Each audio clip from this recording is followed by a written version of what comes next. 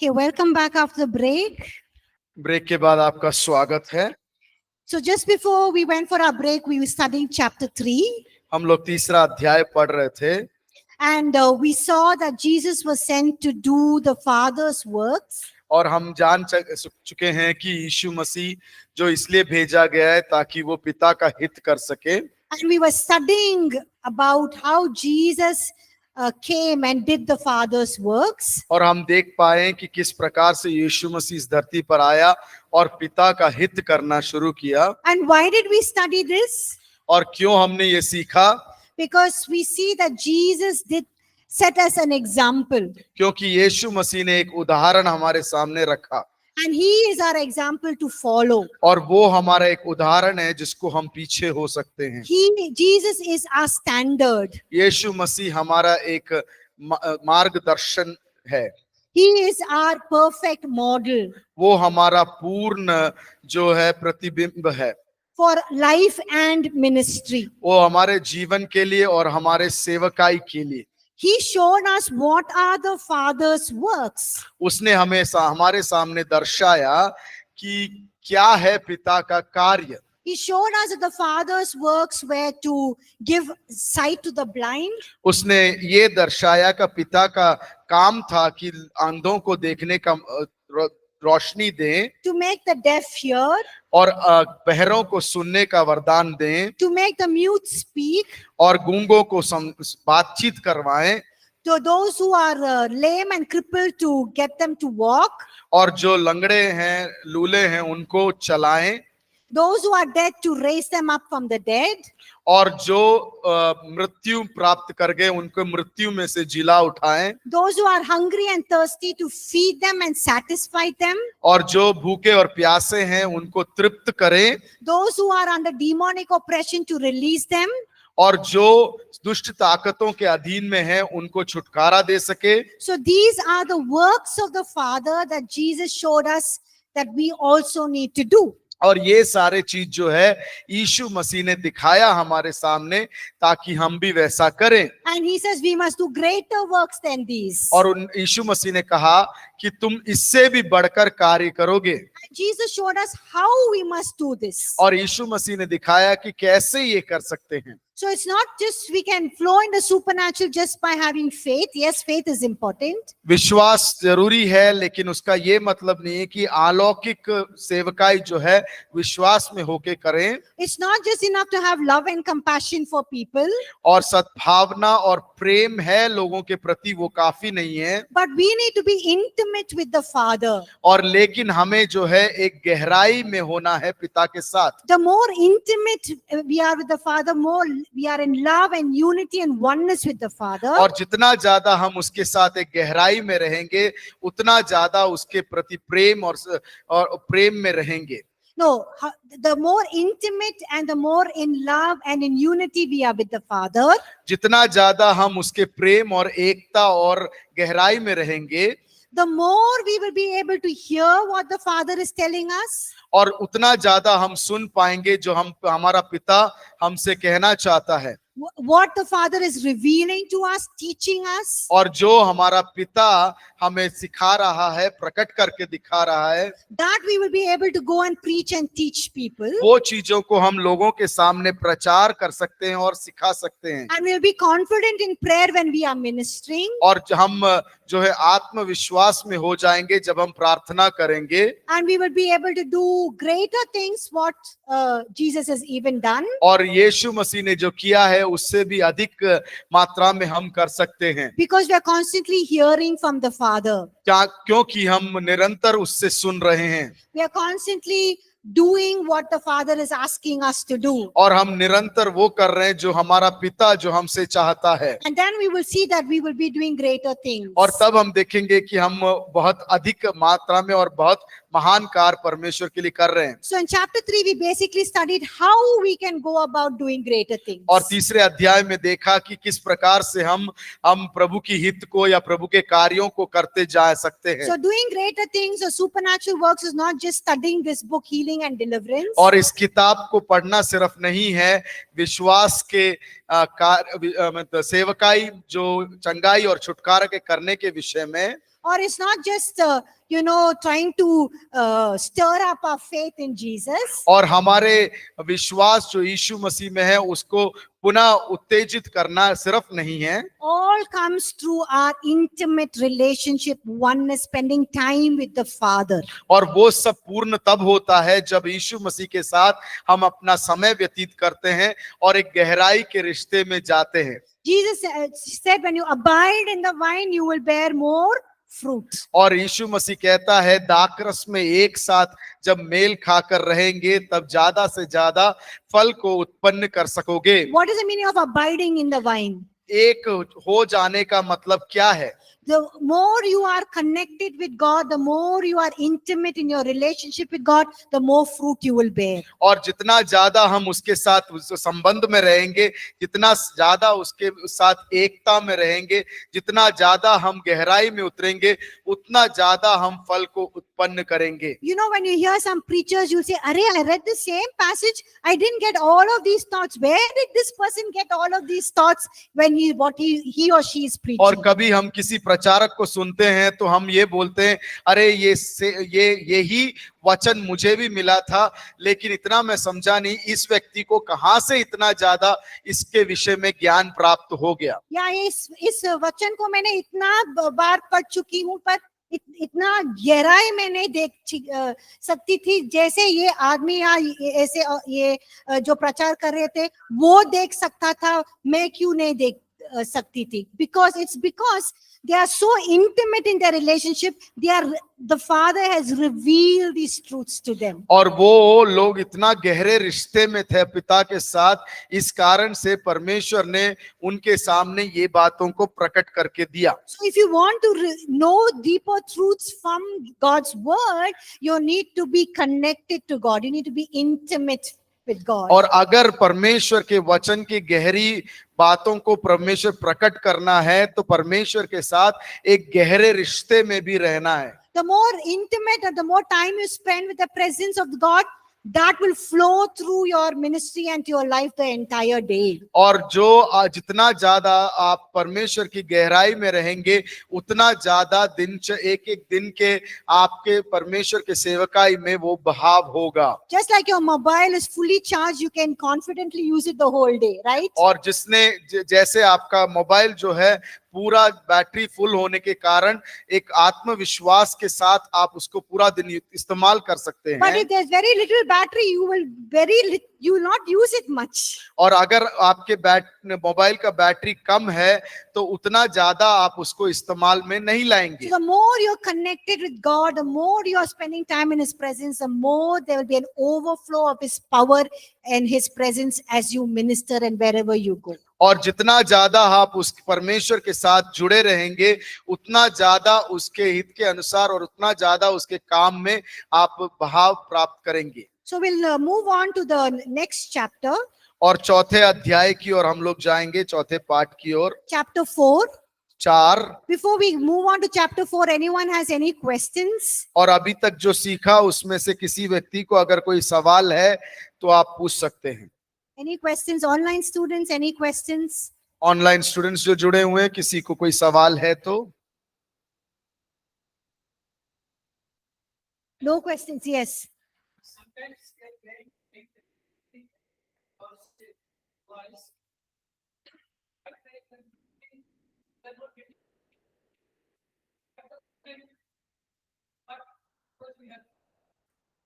When you're praying about something, can you give me an example? Okay. Okay.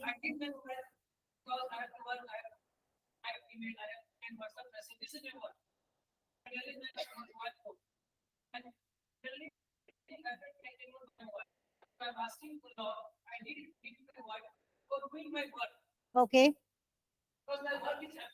Okay.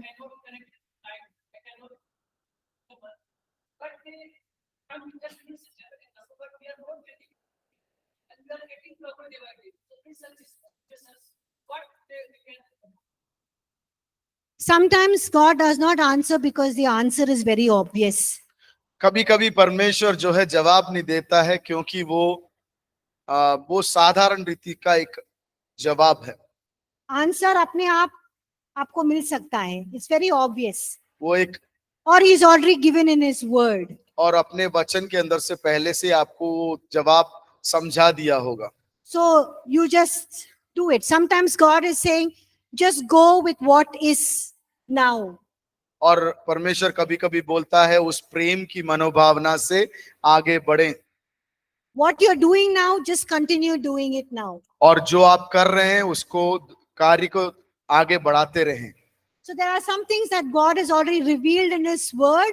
He's already taught us, which we need to just simply follow and do. और कभी कभी परमेश्वर वो अपने वचन से पहले से सिखाया हुआ है, उस कार्य को आगे बढ़ाने की जरूरत है. For example, you fall in love with an unbeliever, और एक उदाहरण से आप एक अविश्वासी से प्रेम के संबंध में गिर गए and then you ask God, should I marry her or should I marry him? और आप उसके बाद पूछेंगे कि क्या उस लड़के के साथ या लड़की के साथ मैं शादी करूं. The answer is already no, because he's already told us in his word that we cannot be yoked together with unbelievers. और पहले से ही जवाब है वचन के अंदर से कि हम जो है अविश्वासी के साथ संबंध बना नहीं सकते. If you're asking God, God, should I forgive that person? That person has hurt me so many times. The answer is yes, you have to forgive. और अगर हम परमेश्वर से पूछे कि उस व्यक्ति को मैंने ठेस पहुंचाया है, क्या उसको मैं क्षमा कर दूं, तो उसका जवाब है हाँ. Should I love my wife or a husband even though they are rude to me? Yes. क्या मैं अपने पति पत्नी को फिर भी प्रेम करूं जब वो मुझसे इतना घृणा से बात करते हैं? उसका उत्तर है हाँ. So sometimes God does not answer. Sometimes he's silent because he's saying, just go with what you're doing now. और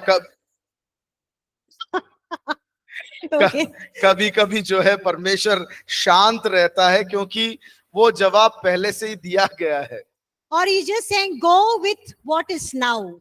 और What you're doing now, just go with that. कभी कभी कहता है जो तुम जिस काम में तुम अभी लगे हो उसमें लगे रहो. Yes. Any other questions? Yes. Mike कहाँ है? Please. It's Mike. Yes. My question is, sometimes we're not getting the will of God. Okay. But I'm reading the Bible, the Word of God. I'm doing the prayer, but not getting the will of God, the desire of God. So what should I do to know it? What should I do? You studied know it. in to know it. You studied in fulfilling God's purpose for your life, receiving God's guidance, right? Read those books, you'll understand. और अपने जीवन का उद्देश्य जो class था उसमें पढ़ा था आपने कि परमेश्वर का हित कैसे आपके जीवन में प्रकट होता है. उस किताब को थोड़ा निकाल के पढ़ लें तो समझ जाएंगे. Yes, you will understand. Very well Ma'am explained. said कि मतलब वचन में से पता लगेगा. Yes, sometimes God speaks to you through His Word. Sometimes through the inner witness of the Holy Spirit, stirring in the spirit man. The Word comes through prophecy, through other people. So all of these things, God can even reveal His will. वचन के अंदर से कभी कभी पवित्र आत्मा के अगुवाई के द्वारा इन सब रीति से परमेश्वर बात कर सकता है. So sometimes your mind is so troubled and so anxious that you are not able to even hear. और कभी कभी आपका मन इतना विचलित हो जाता है कि कभी आप सुन भी नहीं पाते. So you need to come to a place where you're quiet to hear from God. और इस अवस्था में अपने आप को लेके आना है जहां पर हम शांत हो जाएं कि प्रभु की वाणी को सुन सके. And sometimes you need to align your will to His will, and then only the answer will come. और कभी कभी जो है हम अपने हित को उसके हित के साथ संबंध में लाना है ताकि हम उसकी हित को जान पाएं. Okay, any other questions? Hi, can you give it to Margaret, please? Ma'am, I wanted to know that what are the signs we come to know that we are intimate with God, with the Father? How do you know you're intimate with the Father? What are the signs or something? Because we pray a lot, we read a word, but still we feel from our inner conscience that we are not that intimate with the Father. So what are the signs that we know and we are satisfied that we are intimate with the Father? You will see the fruit of the Spirit just Flowing in us. Yes. Okay. But even when you don't, even people are not loving against you or very rude or something, you are loving them. Even if there's difficulties and problems, there's joy, there's peace. Okay. You are patient with people. Okay. You know, you can experience the goodness and the faithfulness of God. The fruit of the Spirit is one way. और आप जो है पवित्र आत्मा के फल का अनुसार आप समझ पाएंगे। लोग आपसे कठोरता के साथ व्यवहार करें, फिर भी आप उस पवित्र आत्मा की अगुवाई और पवित्र आत्मा के फल के अनुसार समझ जाएंगे। Thank you, ma'am. Yes. So one is the fruit of the Spirit. The other thing is,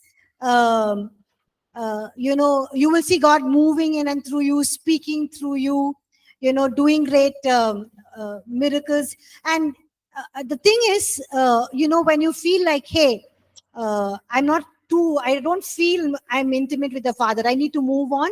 That is the work of the evil one. He'll always condemn you, you know, so don't feel condemned. Although it's not like, it's not something that you have to strive. A relationship is not something that you strive. When you fall in love with somebody, you don't strive to love them.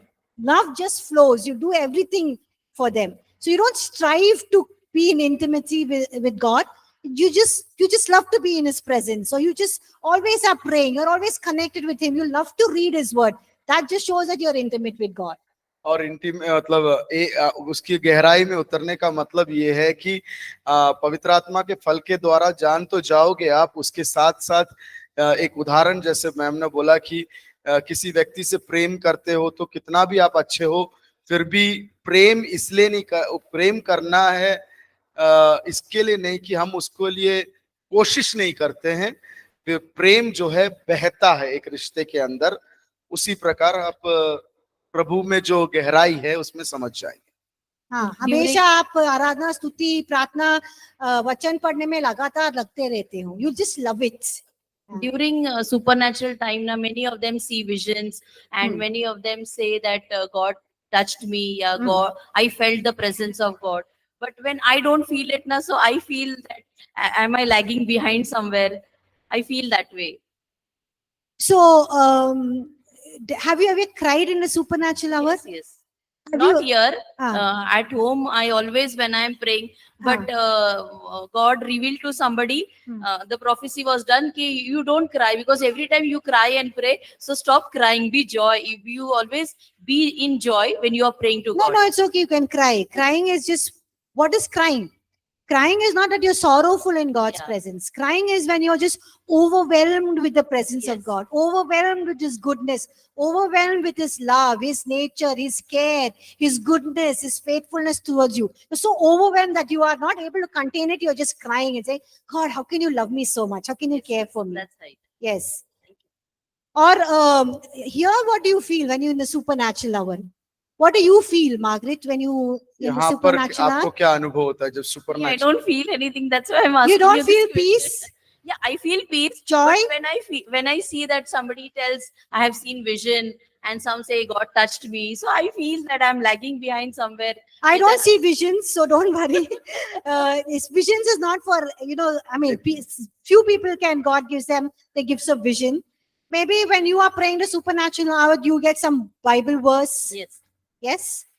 Do you feel just peace and joy? peace and joy. Yes. Do you feel just, the calmness? Yeah. It's all the presence of God. Thank you, ma'am. Sometimes even you feel very hot, Yes. sweating. Yes. That is the fire of God, the heat. That is the presence of God. So you're just feeling it. But for people like you and me, we don't feel it like others. It's just so intense. We just, so. Yeah, everyone have different experience. So I also don't see vision, so don't worry.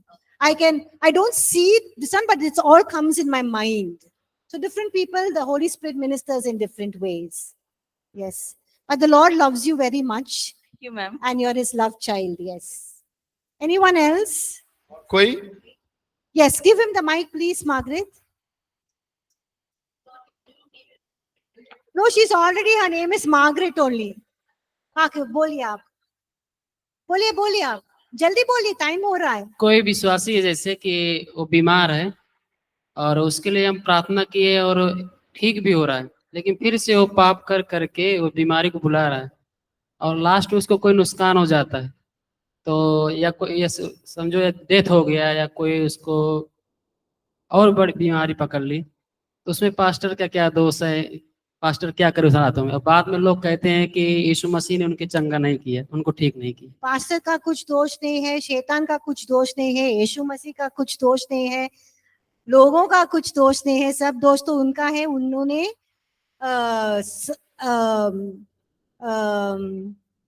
Truth को, what you से for truth, सच्चाई को जानते हुए भी गलत काम किया है, तो he is facing the consequences of his sin. अपने पाप का फल भुगत रहा है। तो लोग बोल रहे हैं पास्टर के ऊपर में आप पर्सनल मत लीजिए, छोड़ दीजिए, कुछ अगर मत बोलिए। पास्टर के ऊपर दोष लगाते तो उसको ध्यान देने की जरूरत नहीं। Yes, don't feel bad. But you continue to pray for that person will be saved. You do everything to minister to that person still. निरंतर उसके लिए प्रार्थना करें, उनके प्रति आपका जो सेवकाई है करते रहें। Yeah, don't give up and say that इसका कुछ नहीं हो सकता है, because God never gives up on him. और कभी भी परमेश्वर जो है हम पे हारता नहीं है। Yes. So don't give up on people. Keep praying for them, keep ministering to them. Every time they drink and come, or every time they do something wrong and come, they ask you to pray with love. See? और जब वो हमेशा P के आते हैं या गलत काम करके आते हैं और वो प्रार्थना मांगते हैं, उनके लिए प्रेम के साथ प्रार्थना करते रहे। Yes, because God is a loving God. He's a gracious, merciful, compassionate God. He still loves them. चेतावनी देना है, सब कुछ करना है। चेतावनी भी दो, प्रार्थना भी करो। प्रार्थना भी करो, प्यार भी करो, समझाओ भी प्यार से, सब कुछ कर दो। ठीक है? ओके, चेतावनी। अभी ठीक से बोला ना? Okay, chapter 4. Anyone has any other questions? और Okay, कोई सवाल? Okay, we'll move to chapter 4. पाठ number 4। And we will learn how to minister healing and deliverance from Jesus. और हम यीशु मसीह के सेवकाई के द्वारा किस प्रकार से हम चंगाई और छुटकारा का सेवकाई है सीखेंगे। How can we do healing and deliverance like Jesus did? और यीशु मसीह ने जिस प्रकार से वो चंगाई और छुटकारा का सेवकाई किया, वो कैसे हम करें। So we look at a few things. हम कुछ चीजों के ऊपर ध्यान देंगे। The first one is the will of God. पहला है कि परमेश्वर का हित। We already studied that it's God's will to heal everyone. और हमने पहले ही सीखा है कि परमेश्वर का हित है कि वो सबको चंगाई दे। It's God's will to heal everyone who comes to him in faith. और सब वो लोग जो उस पर विश्वास करके आते हैं, उस परमेश्वर का हित है कि उनको चंगाई दे। We studied that, yes or no? हाँ, हमने सीखा कि नहीं। Okay, so we're not going to go into details हम लोग गहराई में नहीं जाएंगे, because we already studied that. उसको हमने सीखा है। But I wanted to tell you that everyone who came in faith to Jesus, were they healed? क्या वो लोग जो विश्वास में यीशु मसीह के पास आए थे, चंगाई प्राप्त किया? Yes, Jesus healed everyone who came to him in faith. और हर एक व्यक्ति जो विश्वास के साथ यीशु के पास आया था, उन लोगों ने चंगाई प्राप्त किया। But in John chapter 5, we read about the pool of Bethesda. हम यूहन्ना रचित सुसमाचार 5वें अध्याय में हम पढ़ते हैं बेथेस्दा के कुंड के बारे में। There was a crippled man who had been crippled or invalid for 38 years. और 38 साल के लिए वो जो व्यक्ति था, वो लंगड़ा होकर वहां पड़ा हुआ था। He could not move. वो चल फिर नहीं चल सकता था। Did he go to Jesus for healing? और क्या वो यीशु मसीह के पास गया कि चंगाई मिल जाए? हाँ कि ना? Did somebody carry him to Jesus for healing? किसी ने यीशु मसीह के पास उसको उठाकर लेकर आए? Did Jesus go to him? क्या यीशु मसीह उसके पास गया? Yes. So we see that, this man, did he know who Jesus was? क्या ये व्यक्ति जानता था यीशु मसीह कौन है? I don't think he knew who Jesus was. मेरे को नहीं लगता कि वो व्यक्ति जानता था यीशु मसीह कौन है। What does Jesus ask him? यीशु मसीह ने उससे क्या पूछा? Do you want to be made well? क्या तू चंगाई प्राप्त करना चाहता है? I think he was totally unaware of who this man was asking this question. और उसको भी मालूम, मेरे को लगता है उसको नहीं मालूम था कि ये व्यक्ति जो उससे ये सवाल कर रहा है, ये कौन है। And what does he tell Jesus? और यीशु मसीह से उसने क्या कहा? अरे जब भी ये पानी हिलता है वो कोई और चला उसमें जाता कूद है, जाता है, कूद जाता है और मेरा चांस खत्म। खत्म, गायब. Okay, so there's no chance for me. मेरे को मौका ही नहीं मिलता. But did Jesus heal him? क्या यीशु ने चंगाई दिया? Yes. So here what we see, this man doesn't go to Jesus, यहाँ पर हम ये देखते हैं कि वो व्यक्ति यीशु के पास नहीं जाता है, but still, and it was we don't even know if he had faith in Jesus because he didn't even know who Jesus was. हम ये भी नहीं जानते कि उसके अंदर विश्वास था कि नहीं, क्योंकि वो यीशु मसीह को नहीं जानता था. And he was not actively seeking or wanting to receive healing. और वो उसके अंदर एक उस प्रकार का इच्छा नहीं था कि उसके अंदर चंगाई हो जाए. But we see Jesus heals the man. लेकिन हम देखते हैं कि यीशु मसीह चंगाई देता है. So how do we understand this? उसको हम कैसे समझ पाए? Yes, thank you. This is a sovereign, Kajal, right? This is sovereign will of God. और वो एक परमेश्वर का इच्छा है. The sovereign will of God, and irrespective of this man, independent of his faith, whether he had faith or not, whether he knew Jesus or not, Jesus went and healed him. वो परमेश्वर का एक सर्वोच्च इच्छा के अंदर है कि वो विश्वास करे या जाने ना जाने, उसको चंगाई मिलना है. Were other sick people around the pool? क्या और बीमार लोग थे उस कुंड के चारों तरफ? Did Jesus heal anyone else? क्या यीशु मसीह ने और किसी व्यक्ति को चंगाई दिया? He healed only this man. ये व्यक्ति को ही चंगाई दिया. Is Jesus partial? क्या यीशु मसीह Partial? पक्षपात करता है? No, he's not, because Romans, I think chapter 1 verse 12 or 2 verse 16 or something says that God is not a partial God. और रोमियो की पत्री में हम देखते हैं कि यीशु मसीह के विषय में कि वो पक्षपात करने वाला परमेश्वर नहीं है. Then why did Jesus heal this man, and why did Jesus not go and heal everyone in the pool, near the pool? और क्यों यीशु मसीह ने इस व्यक्ति को ही चंगाई दिया? हर एक व्यक्ति जो कुंड के पास लेटा हुआ था या पड़ा हुआ था, उनको चंगाई नहीं दिया. क्यों? और दूसरा और भी कोई ले जाने के लिए नहीं था. Okay. वही उनने कहा. Yes. वही उनने कहा. But maybe even others, they were all alone. हो सकता ऐसा भी हम उदाहरण करें कि सोचें कि दूसरों के पास भी कोई नहीं है तो. Yes.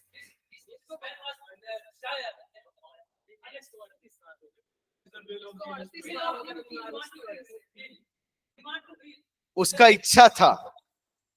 नहीं, I told you it may था. We don't know whether he had. हमको नहीं मालूम कि वहां था कि नहीं. Yes, he wanted to be healed. That's why he's near the pool. और उसकी इच्छा थी कि वो चंगाई हो जाए, इसलिए वो कुंड के पास में पड़ा हुआ था. But not that moment when Jesus asked him, because he doesn't know who Jesus was. उस समय नहीं था उसका इच्छा जब यीशु मसीह ने पूछा.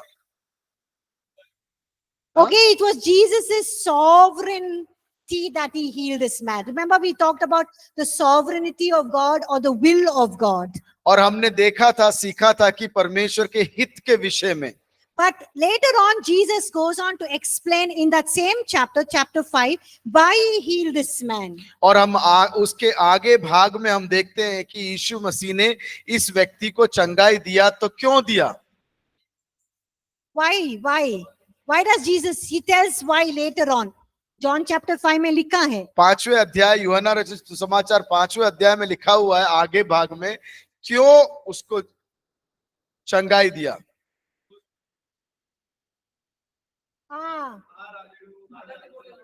Yes, because he says, I just did, what he saw the Father do. Jesus says, I only did what I saw the Father do. और यीशु मसीह जवाब देता है, इसमें हमको बताता है कि मैंने वही किया जो परमेश्वर ने किया, पिता ने किया.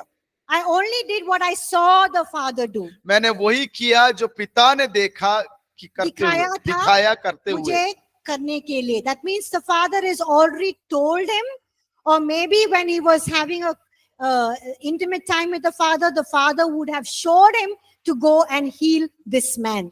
हो सकता है कि परमेश्वर पिता के साथ यीशु मसीह जब एकांत में जो गहरे रिश्ते में था, उस समय पहले से उसको दिखाया होगा कि ये व्यक्ति को चंगाई करने का मेरा हित है। So that means he would have had a vision, seeing that he's going to this pool and healing this man. हो सकता है यीशु मसीह को एक दर्शन प्राप्त हुआ होगा कि ये कुंड के पास जाए और इस मनुष्य को चंगाई दे दे। Now, some things that we can learn from here: हम यहाँ से कुछ चीजों को सीख सकते हैं। when people are unsure of the will of God, like this man, he was unsure of the will of God. जब किसी व्यक्ति को चंगाई के विषय में एक पूर्णता ना हो, We bring them to a place where they know it's God's will to heal them. हम ऐसे एक परिस्थिति में उनको लेकर आते हैं जहां पर वो समझ जाए कि परमेश्वर का हित है कि वो चंगाई को प्राप्त कर ले। And we bring them to a place where they know that God loves them, he forgives them, and he's willing to heal them. और ऐसे एक जगह में लेकर आते हैं जहां पर हम उसको उनको समझा सके, उनको समझ में आ जाए कि परमेश्वर उनसे प्रेम करते हैं और परमेश्वर की इच्छा है, हित है कि वो चंगाई को प्राप्त कर लें। And also bring them to a place where they know that it's God's will to heal everyone, and so we pray and minister to them. और उनको इस परिस्थिति में लेकर आए जहां पर वो समझ जाए कि परमेश्वर का इच्छा है कि सब लोग चंगाई को प्राप्त करें और वो चंगाई होना है। But important to understand और मुख्य बात यहाँ समझने का ये है that we don't go randomly or arbitrarily just go around ministering to people, especially when they do not desire healing. और ऐसा नहीं है कि हम हर किसी के पास सेवकाई के लिए चले जाएं जब उनके अंदर इच्छा नहीं हो। They don't have the desire for healing. It's a desire, इच्छा। Yeah, healing for healing. हाँ, उनके अंदर चंगाई होने का इच्छा ना हो। So we don't just go randomly and pray for healing for people when they don't desire healing. और जब कि उन लोगों के अंदर एक इच्छा चंगाई के प्रति ना हो, तब हम ऐसे ही जाके हर किसी व्यक्ति के पास प्रार्थना चंगाई के लिए नहीं करते। But when they come for healing, you build them up in the faith and in the will of God, and you minister healing. और जब वो लोग चंगाई के लिए आते हैं, वो एक इच्छा के साथ उनको तैयार किया जाता है उसी चंगाई के लिए। Or sometimes, we just flow with what God is revealing to us or asking us to do. कभी कभी ऐसा होता है कि जो परमेश्वर हमारे प्रति हमारे पास प्रकट कर रहा है उसके अनुसार हम कर रहे हैं। Suppose he says, you're walking on the road, see, and then suddenly God tells you, go and pray for that man. और कभी कभी ऐसा होता है कि हम रास्ते में से चल के जा रहे हैं और अचानक से परमेश्वर की वाणी होती है कि उस व्यक्ति के लिए जाके प्रार्थना करें। Or you're in the market or supermarket or in the mall and God shows you somebody and says, go and tell them this. और कभी कभी हम एक सुपरमार्केट में होते हैं, दुकान में होते हैं, मॉल में होते हैं, अचानक से परमेश्वर की वाणी हमसे होती है कि उस व्यक्ति से जाके ऐसा कहें। Just go and tell them. सिर्फ उसके पास जाएं और बोल दें। And at that time, you just move with what the Spirit of God is telling और us. उस समय हम पवित्र आत्मा जो हमें अगुवाई करता है उसके बहाव में हम जाते हैं। In other times, we just move with what He's already told us in His Word or what we have already learned about the supernatural. और हम कभी कभी और उस तल में चलते हैं जो पहले से परमेश्वर ने हमें बताया या सिखाया है। I'll give you one example. एक उदाहरण मैं दूंगा। There's a mall very close to my house. और मेरे घर के पास एक मॉल है। One child came visiting us, our family. हमारे परिवार से मिलने के लिए एक बच्चा आया। And so I took that child to the mall. और मैं उस बच्चे को उस मॉल में लेके जाती हूँ। And there was a nice ice cream stall there. वहां पर एक आइसक्रीम का दुकान था। I wanted to get her ice cream. और उस बच्चे को मैं एक आइसक्रीम खरीद के देना चाहती थी। So I asked the boy at the counter to give the ice cream. और जो दुकानदार है उनसे मैंने बोला आइसक्रीम देने के लिए। And suddenly the Holy Spirit is telling me he's looking for a job. और अचानक से मेरे मन में आया कि वो व्यक्ति जो है एक काम के लिए खोज में है। पवित्र आत्मा ने मुझे बोला कि वो एक काम की खोज में है। So tell him not to be disappointed, that God is going to give him a job and he is going to be happy in that job. और पवित्र आत्मा ने मुझसे कहा कि उस व्यक्ति से बोलें कि आप चिंता ना करें, आपको एक अच्छा काम मिलेगा जिसमें आप खुश रहेंगे। So when I asked him, "Are you looking for a job?" जब मैंने उस व्यक्ति से पूछा कि क्या आप एक काम को खोज रहे हैं, he stopped putting ice cream and looked at me like this. और वो आइसक्रीम देने को रोक दिया और उसने मेरे को देखना शुरू किया। Said, "Don't be surprised or shocked. और मैंने बोला चकित ना हो, God is just telling me परमेश्वर मुझसे ऐसा कहता है that you will get that job और कि आपको वो काम जरूर मिलेगा and you will be happy in that job." और वो काम में आप संतुष्ट रहेंगे। And I just told him in the end that यीशु मसीह ने बोला. और उनने आखिरी में मैंने कहा कि यीशु मसीह ने मुझे ये प्रकट करके He was दिखाया। very shocked, but he had a smile on his face because he's going to get a job and he's going to be happy. और वो चकित था, लेकिन भी वो खुश था क्योंकि उसको मालूम हुआ कि मुझे एक काम मिलने वाला है। Now, every time I go to the mall or to the shop, I don't do that. और हमेशा जब मैं मॉल में जाती हूँ ऐसा नहीं करती हूँ। But that came, the Spirit of God told me to tell him, I just told him. और उस समय जो मेरे को पवित्र आत्मा ने बताया कहने के लिए, और मैंने कह दिया। So there are times when the Holy Spirit will lead you, you do it. और कभी कभी ऐसा अवस्था आता है कि पवित्र आत्मा मुझे अगुवाई करे और मैं कर दूं। And sometimes he will ask you to do something, just move and do that. और कभी कभी पवित्र आत्मा कुछ कार्यों को करने के लिए कहता है, वो आगे बढ़कर हम करें। And other times when you're ministering healing and deliverance, just do it, do based on what you have heard from God's word and what you have learned, just minister healing and deliverance. और हम कभी कभी जब परमेश्वर जब हमें अगुवाई करता है, जो हमने सीखा है और परमेश्वर से प्राप्त किया है उसके अनुसार करें। The next one is we need to exercise faith. और दूसरी बात है कि हमें जो है विश्वास को कार्यक्रम में लेके आना है। Now we already spoke about quite a lot about faith. हम विश्वास के बारे में बहुत सीखे हैं So I'm not going to touch on that. Everything is already explained. और वो उस चीजों पर ज्यादा हम ध्यान नहीं देंगे क्योंकि पहले से हमने सीखा है। We'll move on to the next point on we need to flow with compassion. और दूसरे पॉइंट जो उसमें है उसमें आगे बढ़ेंगे, सद्भावना में या करुणा में चलना। We see that when Jesus ministered, he ministered out of compassion to the people. और जब यीशु मसीह सेवकाई करता था, वो करुणा से भरकर लोगों के प्रति सेवा करता था। So on the screen or in the books, there are various examples of how Jesus moved with compassion and ministered to people. और आपके स्क्रीन में और इस किताब में अनेकों उदाहरण दिए हैं जिसके अनुसार यीशु मसीह करुणा के भावना से आगे सेवकाई किया। But there are times और ऐसे समय भी आए हैं that, we see that Jesus did not show the kind of compassion that is required. और यीशु मसीह ने वो करुणा को नहीं दर्शाया जो करुणा को दर्शाने की जरूरत था। Can you give me an example when? क्या आप एक उदाहरण दे सकते हैं कब? When somebody came to him for healing and he did not show the compassion. और कभी कभी यीशु के पास लोग आए चंगाई के लिए, लेकिन यीशु मसीह ने उनके प्रति करुणा नहीं दिखाया।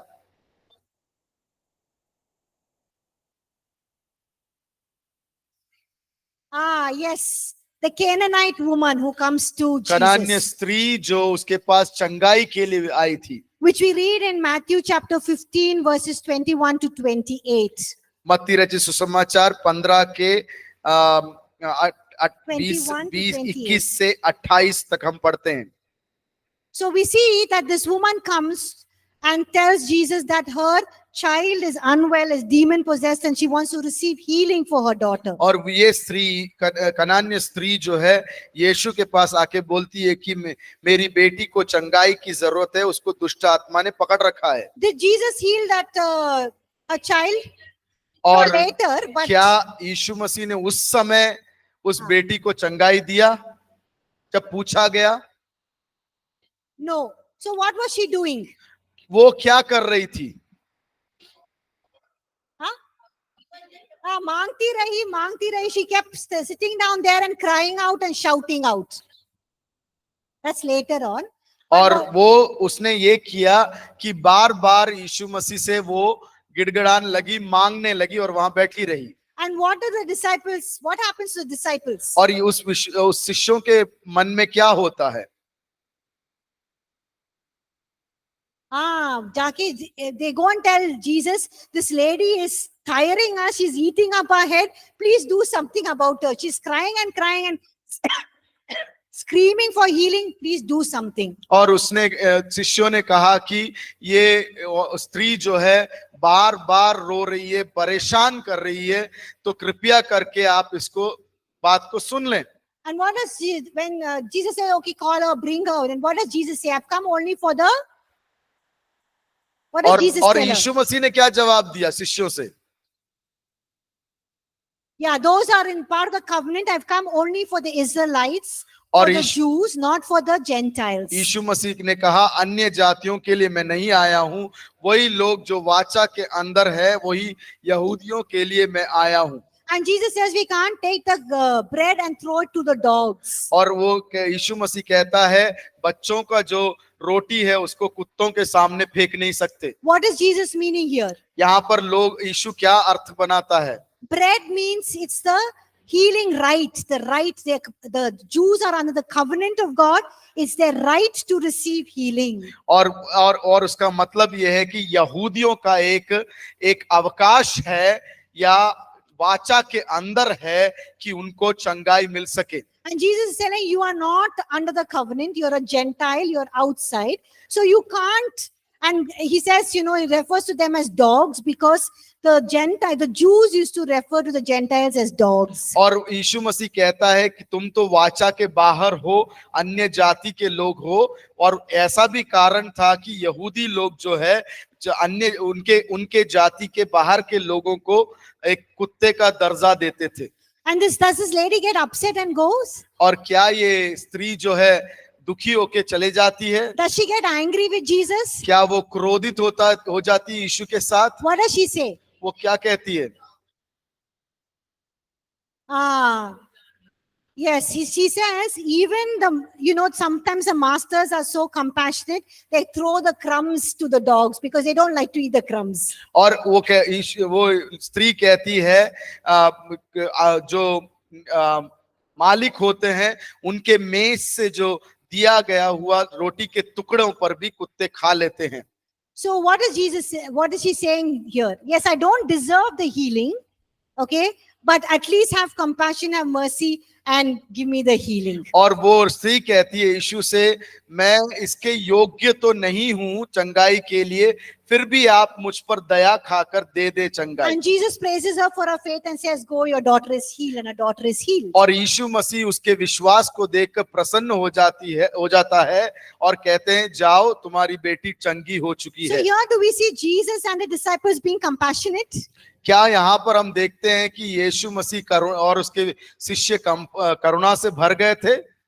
Not really, right? They were not too compassionate with this woman. और स्त्री के प्रति उनके मन में उतना दया या करुणा नहीं था। But did she receive healing for her daughter? क्या Yes. उसको चंगाई उस बच्ची को दिया गया? So what do we learn from this? यहाँ से हम क्या सीख ले सकते हैं?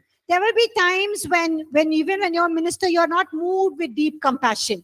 और हो सकता है आप जब सेवकाई करें तो आपके मन के अंदर से वो करुणा की भावना उत्पन्न ना हो। Like this brother was saying, the person who keeps on drinking or smoking and keeps coming for prayer. और जैसे इस भाई ने उदाहरण दिया था कि बार बार वो व्यक्ति गलती कर बार बार प्रार्थना के लिए आता है।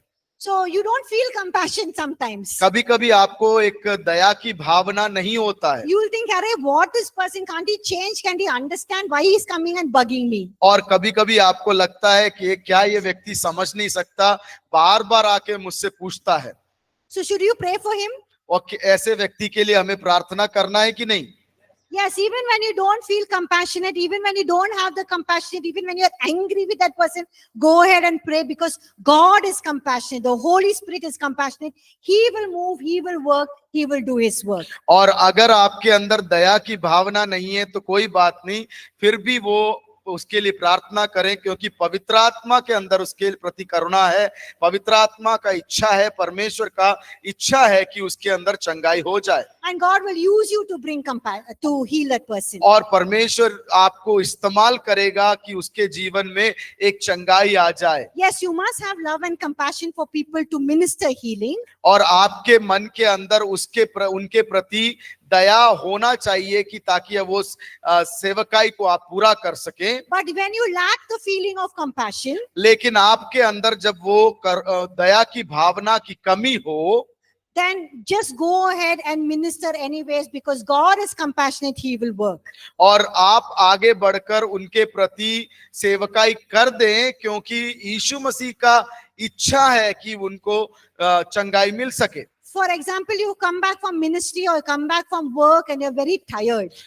एक उदाहरण ले ले कि आप जो काम से आए, सेवकाई से आए और आप बहुत थक चुके हैं, Or you're going to minister or going to preach in a church and you just have your daughter or your son or your wife or your mother-in-law, somebody has irritated you and you have fought with them. और अगर ऐसा उदाहरण ले लें कि आप काम से आए, सेवकाई से आए, आपके घर के में आपकी सास ससुर या बच्चे या पत्नी आप लोगों को बहुत तंग कर रहे हो और झगड़ा भी हो जाता है, और उसके बाद लड़ाई झगड़ा हो जाता है, and you are not in a right mind, और आपका मन जो है अच्छे मन में नहीं है, and then somebody calls you up.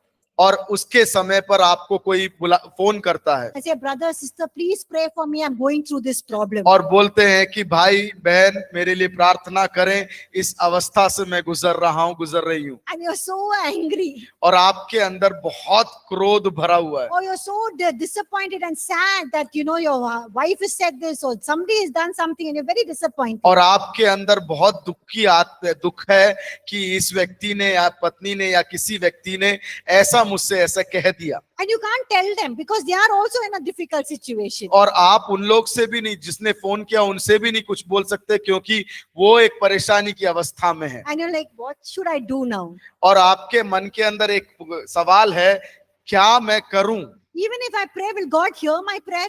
क्या अगर मैं प्रार्थना करूं, क्या प्रभु मेरी प्रार्थना को इस समय सुनेगा? Will God heal them or God bring them peace or joy? क्या इस परिस्थिति में भी जब मैं प्रार्थना करूं उसके अंदर एक चंगाई और छुटकारा प्रभु लेकर आएगा? But God understands. प्रभु समझता है। Just go ahead and pray. और सिर्फ इतना करना है आपको कि आप उनके लिए प्रार्थना करें। Just quietly tell in your heart, God, you know my heart, you know my situation. और आप शांत मनोभावना से मन के अंदर बोले, प्रभु आप मेरी अवस्था को जानते हैं, मेरे हृदय को जानते हैं। You know the anger I'm feeling now or the disappointment I'm feeling now. और आप जानते हैं प्रभु कि मेरे अंदर जो क्रोध की भावना है और मेरे अंदर जो दुख की भावना है, आप जानते हैं। But you want me to minister to this person. You love that person, you love me. Just minister to them, God. और आप मुझसे प्रेम करते हैं और ये व्यक्ति से प्रेम करते हैं, इसलिए आपकी जो कार्य है इसके प्रति कर दें। Just minister anyway. और किसी भी प्रकार से जो आप चाहते हैं उस प्रकार से आप उसको सेवकाई में डाल कर दें। Now when Jesus ministered, was the environment always good and happy around him? और जब यीशु मसीह सेवकाई करता था, क्या उसके चारों तरफ का वातावरण अच्छा और खुश था? No, because he knew always people were ready to catch him. और क्योंकि वो जानता था हमेशा लोग जो है उसको पकड़ने और बंदी बनाने के लिए ताक में थे। They were always looking for a place to argue with him. और वो लोग इस जगह, इस समय को ढूंढते थे कि कब उस व्यक्ति के साथ, इस यीशु के साथ तर्क वितर्क करें, Or stone him or push him down a cliff. और इस ताक में रहते थे कि कब उसके ऊपर पत्थर मारे या उसको एक पहाड़ की ऊंचाई से धकेल दे नीचे। And sometimes even before he ministered healing, it says Jesus was angry with the crowd or the Pharisees because of what they were thinking. और सेवकाई करने से पहले भी कभी कभी यीशु क्या था, उन फरीसियों से क्रोधित थे, क्योंकि वो क्या कार्य करते थे Or what they were thinking in their mind. और जो उनके मन के अंदर सोच विचार है उसके कारण क्रोधित था। That he's going to heal this man and it's a Sabbath and we are going to catch him. और वो जानता था कि ये एक सबत का दिन है, मैं चंगाई देने वाला हूँ और क्या होने वाला है। But irrespective of all that, Jesus went ahead and healed. और ये सारे वातावरण या स्थितियां होने के बाद भी यीशु क्या करता है, आगे बढ़कर लोगों को चंगाई देता था। So don't let this feelings control you. और ये मन की भावनाएं जो है वो आपको नियंत्रण में ना लाने पाए। Minister anyway because God is compassionate and he will move and work. और किसी भी प्रकार से हो सेवकाई में सक्षम रहे, क्योंकि प्रभु वो सेवकाई करवाना चाहता है। The next thing how Jesus ministered is to the anointing of the Holy और Spirit. दूसरी बात जो यीशु मसीह किस प्रकार से सेवकाई को या चंगाई की सेवकाई करता था, वो है पवित्र आत्मा की अगुवाई के द्वारा। And also I taught you about this yesterday and day before yesterday. कल और कल के दिन के पहले मैंने ये विषय में बातचीत किया था, सिखाया था। That Jesus, when he did the supernatural, he did it to the power of the Holy और Spirit. यीशु मसीह ने जब सेवकाई, चंगाई का सेवा और छुटकारा का सेवकाई किया था, पवित्र आत्मा की सामर्थ में होकर किया था। He will continue after the break. हम एक ब्रेक लेंगे, उसके बाद आगे बढ़ेंगे। Thank you.